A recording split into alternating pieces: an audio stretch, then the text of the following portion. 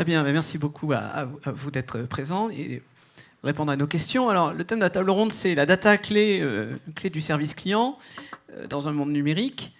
Ce qui est apparu quand on a préparé cette table ronde, c'est que vous êtes aujourd'hui sur des chantiers assez importants de transformation de la relation client. On est très orienté omnicanal. Je me souviens, il y a quelques années, on parlait cross-canal. On verra peut-être s'il y a des différences pour vous entre les deux termes, cross-canal et omnicanal. Très orienté expérience client, meilleure expérience client, temps réel. Et voilà, vous êtes aujourd'hui engagé sur ces chantiers. Isabelle Buisine, chez Kiabi, vous, alors, est-ce que le constat était aussi dur? Si je me souviens bien, donc le slogan de Kiabi, c'est la mode à petit prix. Bon, en ce moment, on a vu que certaines marques ne sont pas forcément à l'aise avec ce slogan-là. Je crois que là, le vêtement, il y a 2 jours, a annoncé malheureusement des chiffres pas très optimum. Vous, comment vous positionnez par rapport à ce slogan? Est-ce que vous êtes toujours sur ce thème-là, ou est-ce que vous êtes en train de faire évoluer votre proposition aux clients? Et comment le digital, dans tout ça, va apporter de la valeur à votre proposition? Alors déjà, bonjour à tous et à toutes. Donc oui, effectivement, l'ADN de Kiabi, c'est vraiment la mode à petit prix. C'est ça qui a fait le succès de Kiabi et qui doit rester, et ça, on ne le remet absolument pas en cause. Par contre, voilà, on est sur un modèle qui doit évoluer. Aujourd'hui, la mode à petit prix, on sait que ça ne suffit plus. On est de plus en plus challengé sur nos prix.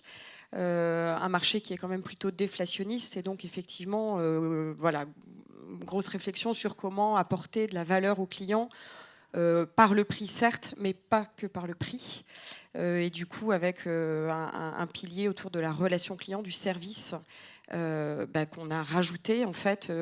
Alors qu'on a rajouté, ça fait aussi partie des valeurs de Kiabi, c'est-à-dire que Kiabi a toujours été reconnu pour sa simplicité. Il y a une vraie proximité dans la relation entre les équipes de vente d'un côté, conseillères de vente, et les clients. Et donc l'idée, c'était voilà, juste de finalement tirer le fil de ça qui est présent, qui a toujours été présent dans l'ADN de Kiabi, et de se dire, voilà, cette notion de plaisir, de simplicité dans la relation, comment on en fait vraiment un atout et un axe différenciant par rapport à la concurrence.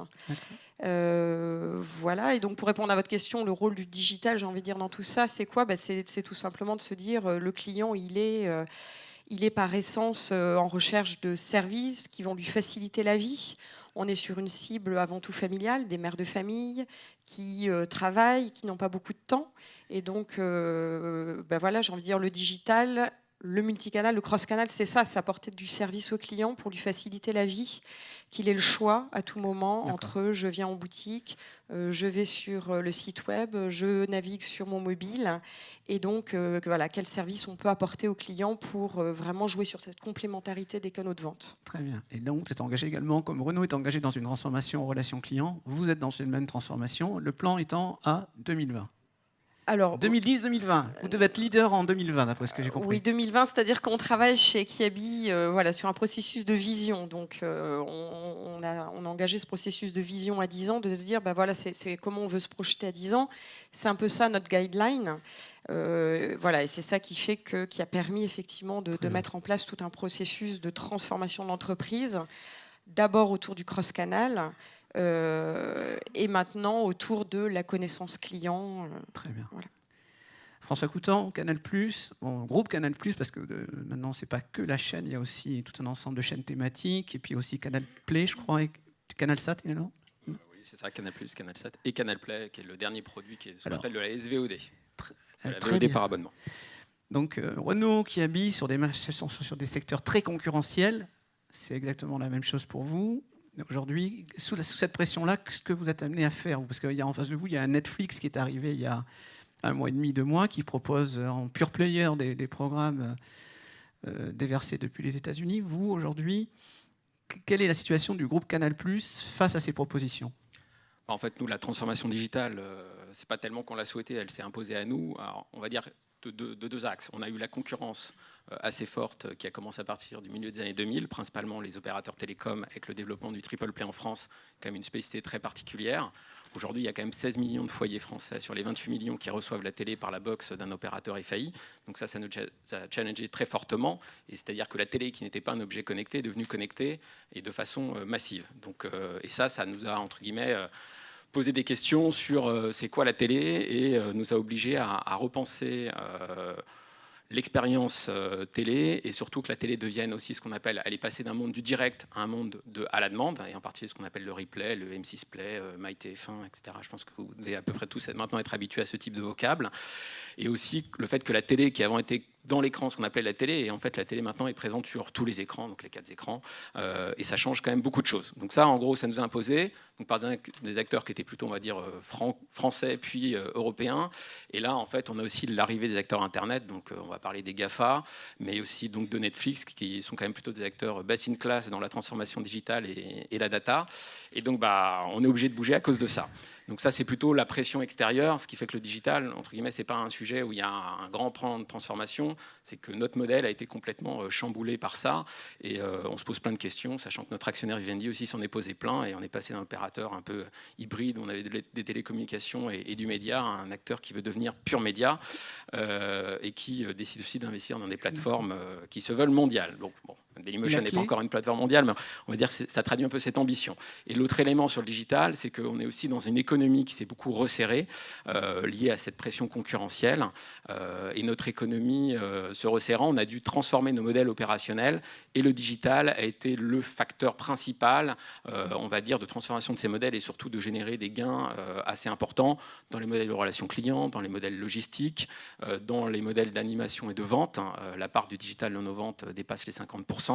Et donc c'est l'ensemble de ces transformations subies de l'extérieur de la concurrence et ensuite la pression économique qui fait que le digital est aujourd'hui un sujet clé. D'accord. L'expérience utilisateur étant quand même centrale dans tout ça, d'après ce que je comprends aussi. Alors, bien évidemment, l'expérience client, c'est un sujet sur lequel on traîne autour depuis pas mal de temps. Alors, on a fait à un moment une direction de l'expérience client, puis maintenant une direction de l'expérience digitale. Et effectivement, on a investi, on a de plus en plus d'équipes qui travaillent vraiment sur l'ergonomie des écrans, la façon de consommer.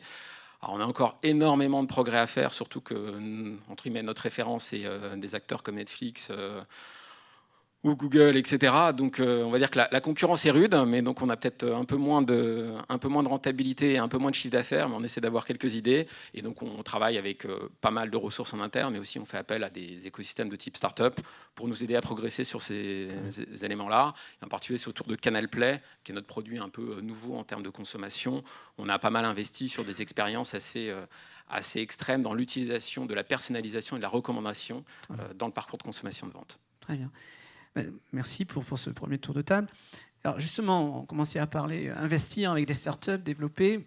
Isabelle, chez Kiabi, quels dispositifs digitaux vous avez mis en place en priorité? Parce que là, donc, on voit que pendant les travaux, les ventes continuent. Donc, en priorité, on s'est vraiment focusé sur les nouveaux services. Je vous parlais tout à l'heure de services. Voilà, que nous, on a la conviction que le digital, c'est vraiment ça, c'est la complémentarité et donc apporter du service aux clients.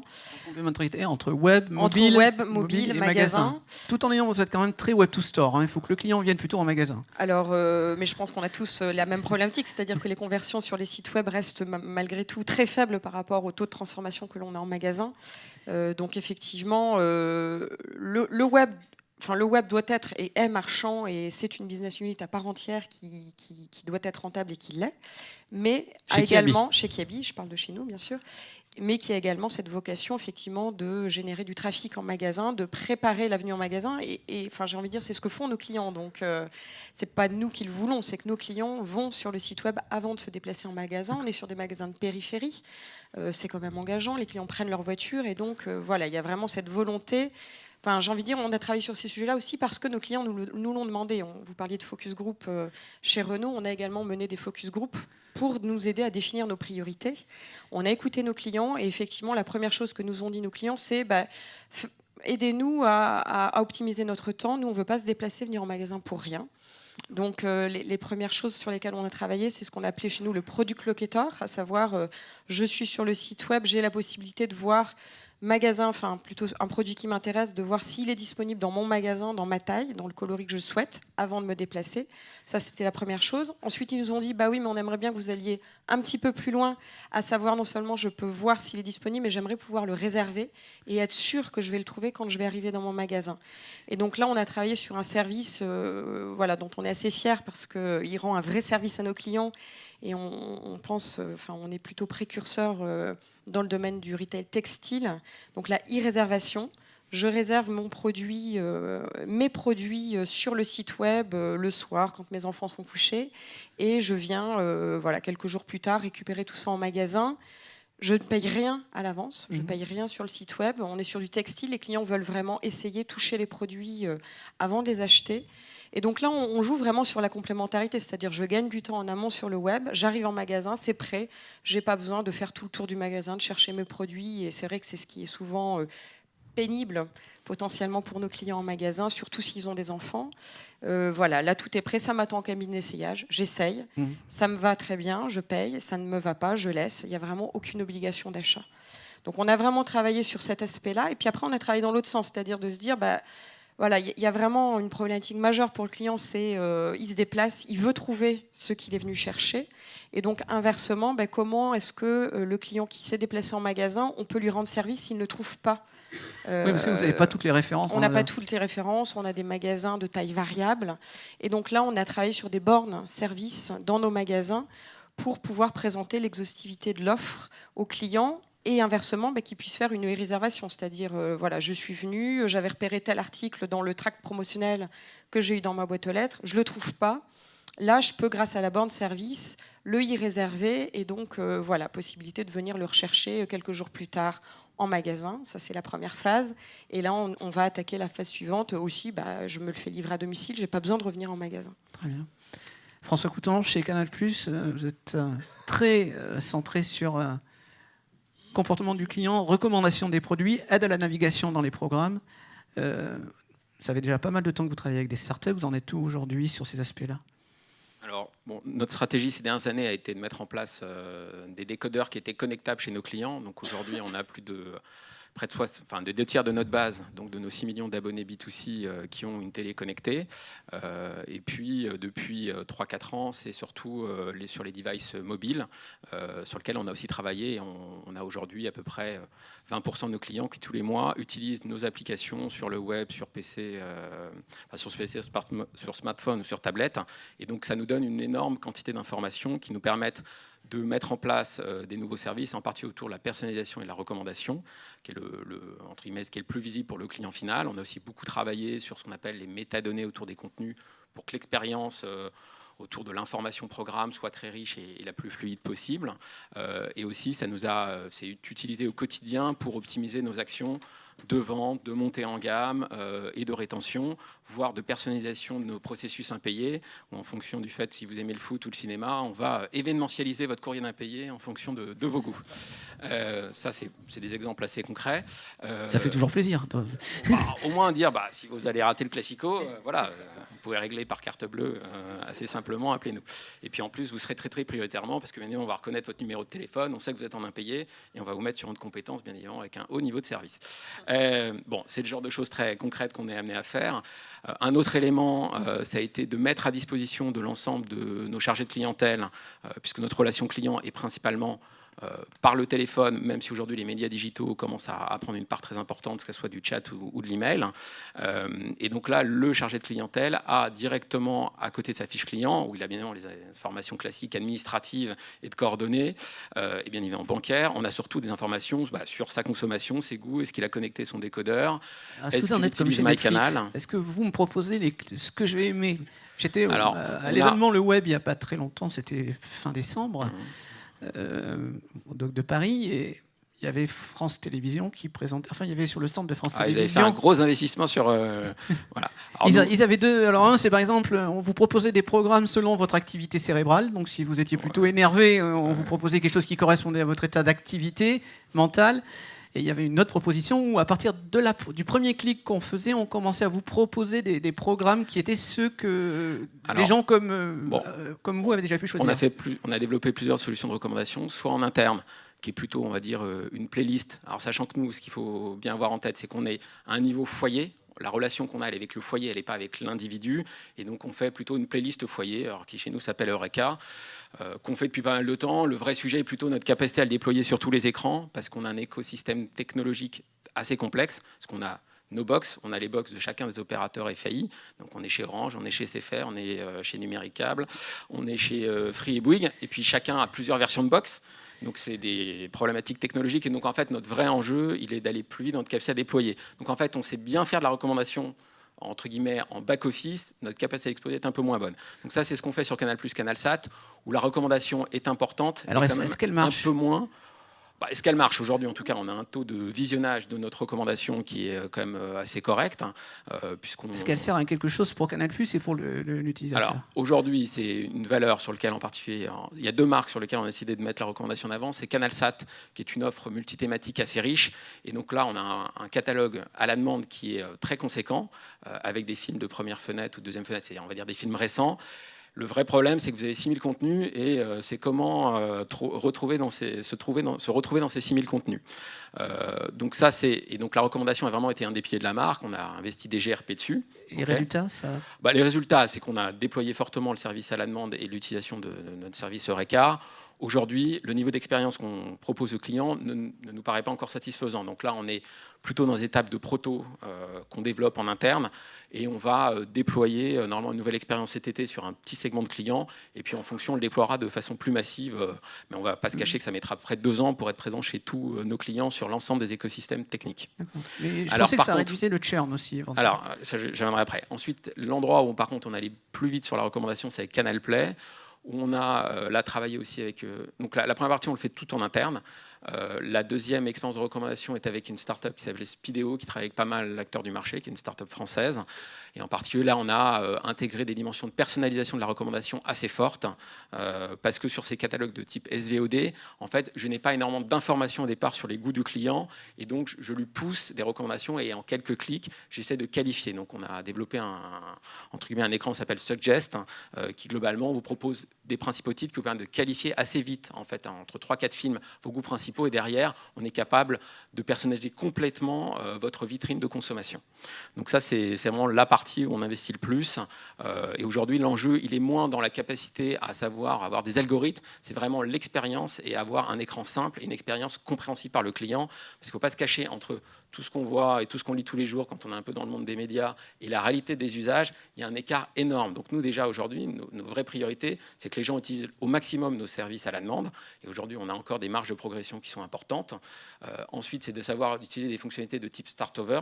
Plein de gens ne savent même pas ce que c'est, mais qui a la capacité de revenir 8 heures en avant pour voir, quand je suis sur mon flux temps réel, et de pouvoir remonter, je arrive 3 quarts d'heure plus tard et je peux reprendre le programme facilement. Et c'est ces fonctionnalités de base sur lesquelles il y a encore énormément de choses à faire. Donc après, faut pas rêver. Il faut toujours travailler sur l'innovation et les choses les plus pointues, mais la capacité à transformer chacun des salariés de l'entreprise et à transformer l'utilisateur final est beaucoup plus importante. Et là, c'est plutôt des sujets de communication, d'explication et de simplification de l'expérience. Il faut vraiment limiter l'effort pour le client final. Donc là, on a commencé à creuser un peu les aspects. Quelle data vous utilisez chez Canal+? Isabelle, chez Kiabi, quelle data vous avez, vous? Alors, au-delà du nom, du prénom, alors qui prend l'adresse mail de votre client? Est-ce qu'en caisse, ils savent faire ça aujourd'hui ou ils le font? Alors, ils le font, oui, ils le font. C'est quelque chose, effectivement... Enfin, nous, pour le coup, une des toutes premières données qu'on a collectées, qui était vraiment capitale, c'était l'adresse mail. Je pense que c'est aussi lié à l'ancienneté du site e-commerce qui a été lancé en 99, quoi. Donc, il y a quand même une certaine ancienneté. Ils le font de plus en plus, ils sont monitorés, ils sont challengés sur la collecte d'adresse mail. Enfin voilà, là, ça roule à peu près. Nous, là, j'ai envie de dire, la difficulté qu'on avait, par contre, c'est qu'on avait pour le coup des bases de données qui vivaient séparément. D'un côté, la base de données des encartés. En magasin, j'ouvre une carte de fidélité qui potentiellement a une adresse mail qui lui est raccrochée.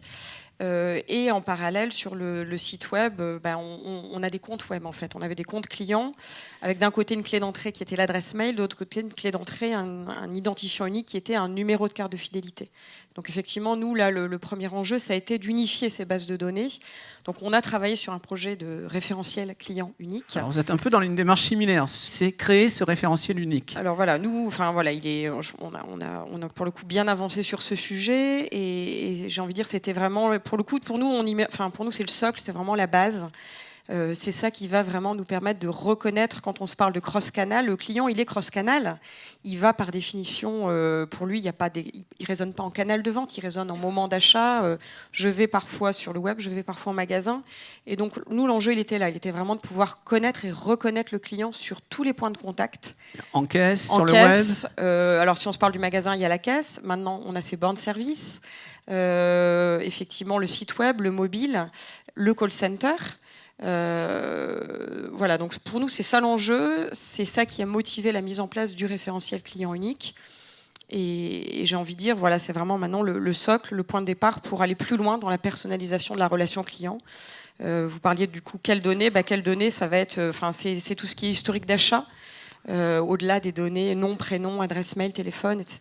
C'est effectivement stocker les données d'achat, savoir précisément ce qu'achètent nos clients, le détail du ticket de caisse, pour pouvoir travailler sur derrière de la recommandation. On parlait de recommandation produit, parce que j'ai envie de dire, derrière le ROI, pour moi, hein, le ROI d'un projet de ce type-là, il va être là, il va être vraiment dans la pertinence des offres qu'on va être capable de pousser à nos clients. Sur tous les points de contact en fait. D'accord. Donc premier temps le socle, deuxième temps on commence à exploiter ces datas pour en faire vraiment de la connaissance client et derrière de la personnalisation de la relation client. Très bien. François Couton, vous, ce qui m'avait un peu autant chez Renault et chez Kiabi, ce travail, c'était de création de socle. Cette vision 360 degrés du client est un travail qui a un projet relativement important, hein, même central dans la démarche.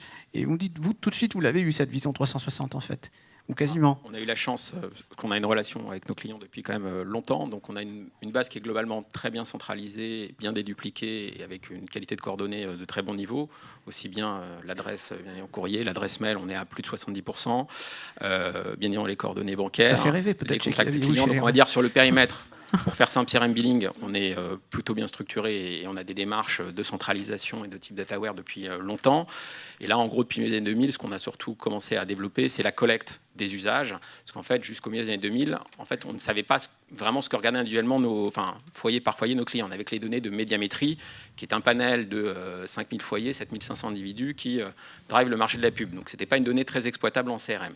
Et donc là, aujourd'hui, c'est l'ensemble des interactions dans nos écosystèmes. Donc, c'est toutes les box connectées dont je vous parlais tout à l'heure qui nous permettent de récupérer effectivement des milliards de logs de zapping.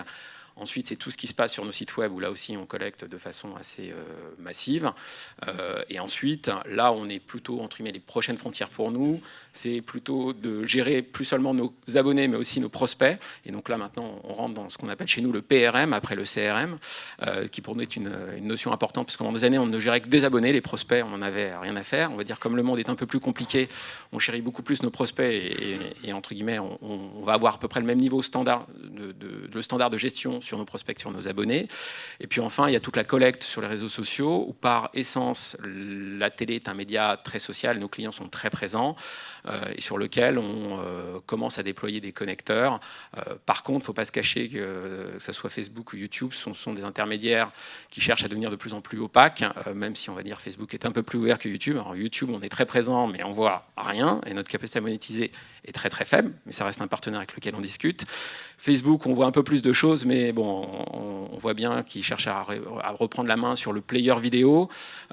Et donc, on a toujours une stratégie qui est quand même plutôt comment on utilise ces grands acteurs comme étant plutôt des grandes autoroutes. Et nous, on fait des belles sorties en disant au client, viens dans notre univers, tu seras mieux géré et on essaiera vraiment de personnaliser notre expérience. Voilà. Donc, c'est vraiment la collecte sociale est un des grands défis pour nous.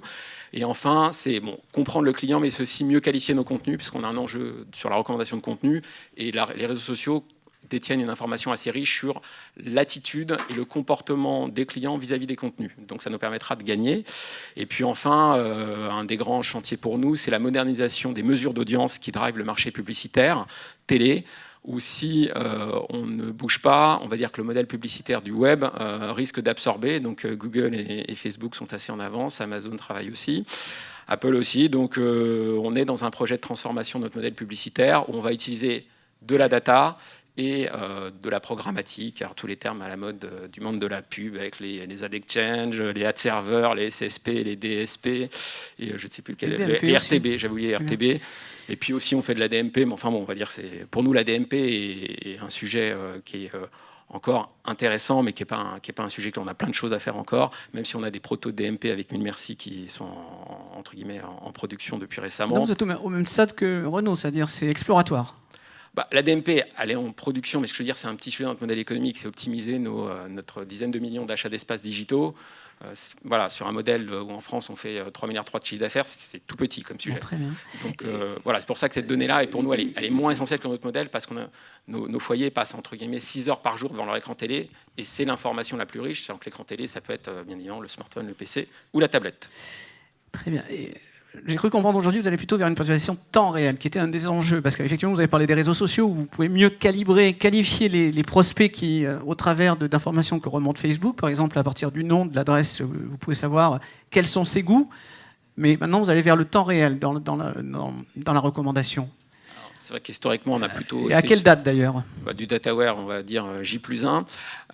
Par contre, comme notre modèle de vente s'est beaucoup digitalisé, en fait, on peut beaucoup plus profiter de l'événementialisation de nos antennes et des événements contenus, principalement les événements sport, mais aussi quelques événements séries et cinéma, pour essayer de maximiser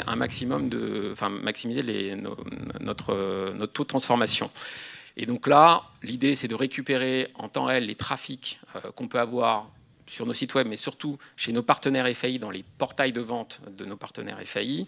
Donc là, c'est des négociations avec le partenaire FAI pour récupérer le flux en temps réel et nous-mêmes pouvoir activer l'individu, soit via un pop-up sur la télé. Donc là... à quelle échéance ce message temps réel ? Ce qu'on va faire, c'est qu'aujourd'hui, sur les collectes en réel et on va dire un moteur de gestion de campagne qui permet de personnaliser un parcours de vente sur le web, ça sera sur l'espace client, sur l'espace distributeur. D'ici fin d'année, on devrait avoir mis en place les premières campagnes. Avec nos partenaires FAI, ça dépend surtout de leur bonne volonté et entre guillemets de l'accord commercial qu'on trouvera avec eux. Et donc là, on aura la quincaillerie en back-office. Après, c'est plutôt une problématique d'avoir accès aux flux de données temps réel. D'accord. Donc là, ça dépendra de la discussion. Donc je pense qu'en 2016, on devrait avoir quelques bonnes opérations. On va en partie autour des matchs de Champions League. On devrait faire quelques opérations un peu innovantes. On arrive quasiment au terme de cette... discussion de cette table ronde. Isabelle Buzine, chez Kiabi, vos priorités, les nouveaux dispositifs qui vont arriver cette année ? Alors, priorité, il y a plusieurs choses.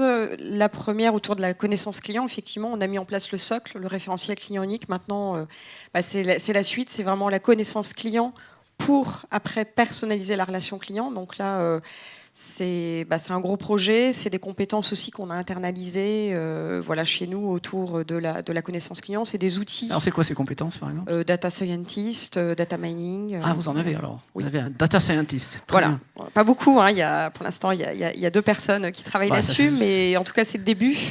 Et c'est surtout la prise de conscience du besoin d'internaliser, de maîtriser la donnée et de maîtriser cette connaissance client. Voilà, autour du socle que vous avez créé comme chez Renault. Renault et les data scientists s'intéressent à votre socle ?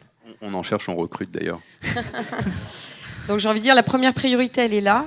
Elle est vraiment sur cette connaissance client pour personnaliser la relation client. Vous parliez effectivement, on a la même chose, le même besoin, nous, demain, de pouvoir identifier en magasin le client exclusif magasin, par exemple, parce qu'il y a un vrai enjeu à développer la mixité, à le faire aussi aller sur le web, reconnaître le nouveau client, reconnaître le très bon client. Voilà, parce qu'on reste dans un modèle low cost et qu'on ne pourra pas avoir le même degré d'accompagnement du client avec tous les clients. Donc aussi, on a ce besoin aussi d'identifier les meilleurs clients, ceux avec qui on va passer plus de temps, les clients à valeur ajoutée en fait, le client mixte. Voilà, donc ça c'est un premier gros sujet. Deuxième sujet, c'est continuer à développer le digital en magasin pour vraiment fluidifier, aller encore plus loin dans la fluidification de l'expérience client, la simplification de l'expérience client. Donc je vous parlais des bornes services.